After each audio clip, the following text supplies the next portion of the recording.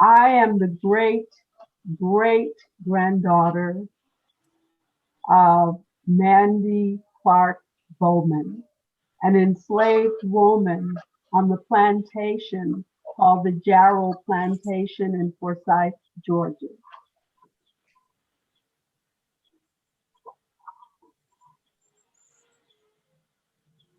I am the great-granddaughter of her daughter, Margaret Clark Bowman Brown, an enslaved girl on the Jarrow Plantation. Mandy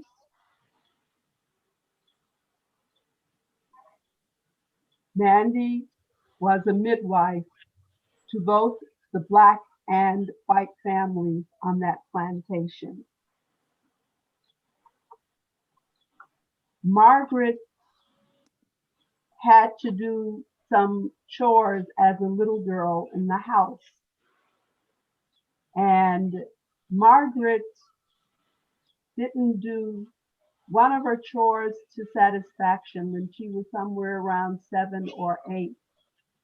And her house lady covered her head with axle grease and ignited it. I didn't know Mandy, but I sat around the fireplace as a little girl listening to the stories of slavery time from Margaret. And I lived in the room adjacent to hers and her daughter and her daughter's husband in a house, a 3-bedroom house that accommodated anywhere from 20 to 25 people at any given time. And during my childhood, the majority of them, if they were not missionary Baptists, they went to the Missionary Baptist Church. They attended the Missionary Baptist home mission meetings that were held at least once a week. I grew up in Beulah Missionary Baptist Church in Macon, Georgia. I joined Jerusalem Missionary Baptist Church when I was 5 years old, because the minister held the services down the street from us in a lodge hall, it was called. And more than anything, he and his wife gave us refreshments on Sunday, which they didn't do at Beulah Baptist. So that lured me at that stage of my life.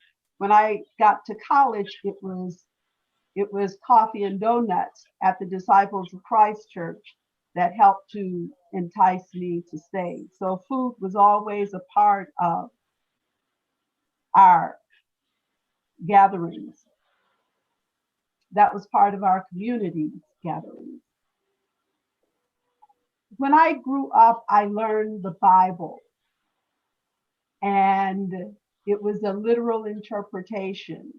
And while I had some issues from time to time, I knew that that was where my safety was, that's where my security was. And there was little conversation about things outside of the local secular and the biblical interpretations, readings, studies, and so forth of the Bible. When I became a teenager, there was a lot of conversation about something that was happening. The buses were being boycotted, and people were walking instead of making their way by bus. Many didn't have cars. They did what they had to do to get from one place to the other. They were told to boycott the stores, and I came across a list that my mama had made in indicating which stores they were to boycott. There was excitement in the air, and I didn't understand it, but I knew something was happening differently. I knew that a change was about to come, or at least I thought a change was about to come. When Peter asked me to talk about the relationship between my faith and my commitment to work towards racial justice, it took me back to that place in the 60s when we marched, we demonstrated, we learned how to respond during the march and the marching and the demonstrations. We were told that we would be able, the women would be able to go into the shops and try on clothes before they purchased them, because at that time Black women could not try on clothes. And if they bought something, it was for goods, it was for keeps. We would be able to eat at the counters downtown. We would be able to go to the white schools and get the same resources that white kids had. So, and we would be able to have family members sleep at the Holiday Inn. More than anything, our parents would be able to vote. They wouldn't have to count the number of jelly beans. They wouldn't have to guess when somebody's birthday was, some hero in this country that they heard about. They could all be entitled to vote. So we prefer that. It was whiteness to mass meetings. On Saturday mornings, I attended the training sessions for nonviolence that the NAACP sponsored for the youth division of the NAACP. And I went out to march. On one of my marches, a white man walked up to me and cleared his chest and spat in my face. He didn't like what I was doing. My faith still stayed in the way that I had been reared in the missionary Baptist tradition. It was not until I went off to college, where I was in a Midwestern college in Illinois, and I had white friends of which I could boast when I wrote home to my parents and said, I have white friends. You know, this is a phenomenal happening in my life. And what happened repeatedly, the usher would escort the white friends in my circle to their seats first, and then he would accompany me and my Black girlfriends to a different seat. And I couldn't quite understand what was going on, because the stories that had been told us had been very different. And I had been fighting for something very different. When I would get up on Saturday mornings, wanting to sleep in, but knowing it was time to go for the nonviolence training. And when I got to college, I encountered something so very different from what I'd been told I'd encounter when I went north. I prayed twice a day because that was my upbringing. I went to church every Sunday morning, come rain or shine, snow or hail, I went to church. And all of a sudden, I began to wonder what it was that I was doing. Was I believing in an unknown God who did not think that all of us would be equal? Did I believe in a God who thought that I was not as human as the next person? And my faith got very shaky. Very shaky. And it wasn't because I was going to Disciples of Christ Church. It was because I was at the intersection of the social dynamics and the sacred. That was a very difficult time for me. As I went on, I continued to engage in what they called was the battle for justice, the battle for equality. The word got around campus that Black males were going to lose their athletic scholarships because they had mustaches and afros. And again, that was startling to me because I was quite proud of this shift. That electric fervor was still in the air because things were in the midst of change. Some things had gotten violent, but there were things that were still going the way that I had learned as a follower of Martin Luther King Jr.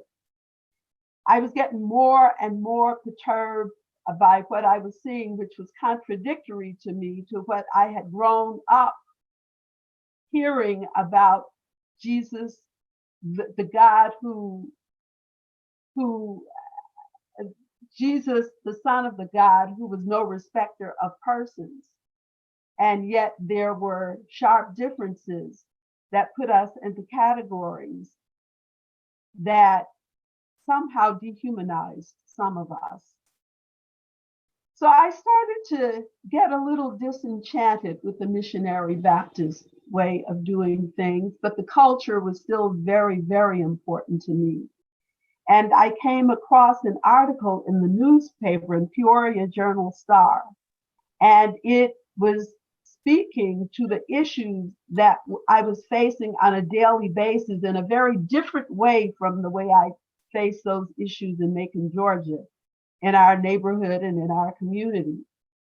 And I thought, this is what I see, that intersection, that connection between going to church and fighting for justice and believing that this change is going to take place and being a part of something and a movement that moves even in a different way.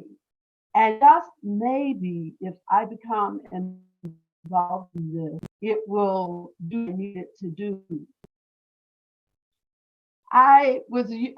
That was a Unitarian church. And for a while, that part of me was content because there was a lot of activity in social justice. But there was the other part missing for me, which was my African-centered culture and my Baptist spirituality. I wasn't getting it. And I held on to it for a while. And when I came to Amherst, Mass in 1978, I came with the help of my Unitarian pastor from North Carolina at the time, and connecting with people who were here.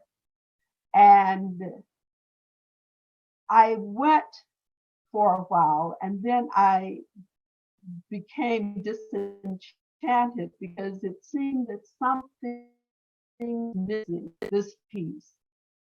I had to sacrifice. It was going to be for me either or, either that which was spiritual and cultural, or that which I could embrace theologically. And I didn't seem to be able to find them in the same place. By and by, I came across a person who was over on campus of UMass. She was a chaplain. And I was introduced to the writings of Howard Thurman. And then it was like making that connection between a real possibility of having not either or, but both and. And I found myself attaching myself to the writing, the reflections, the speeches, the sermons, anything that I could get a hold of. I think I got about 9 of his books, and I could not get enough translating. And it wasn't that I believed and I adhered to everything, but that was as close as I came. And then I found out it wasn't just me, but one of the books, one of the favorite documents that Martin Luther King Jr. carried around with him was a book by this very same man, Jesus and the Disinherited. And that for me convinced me that I was not alone as an African American woman. I was searching for something. And it was already right in my midst. I have been doing while Martin Luther King Jr. did ascribe to the doctrine. He was a Baptist, but there was something present that said he didn't have to be, and I didn't have to be either or. I could be a Baptist who could see the connection between racial justice and liberation theology. And it was there that I found a very contented place. Finding a community was a different thing. When I left the Unitarian Church because of the something missing for me, I became a part of Goodwin AME Church. And I sang in the choir, I sang solos with Dr. Horace Boyer. I had family. I had people who embraced some of the stories that I had from my childhood. We shared stories, and it made it a very contented place for me. And that's where, before I left Amherst in 1985, that's where I was. And when I came back as an ex officio member of the community. And they were a member of a community in Mass and very actively involved in the change and transformation that was needed to do what needed to be done in my eyes.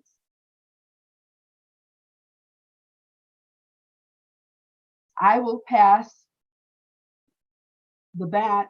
I will pass it on to Dr. William Smith.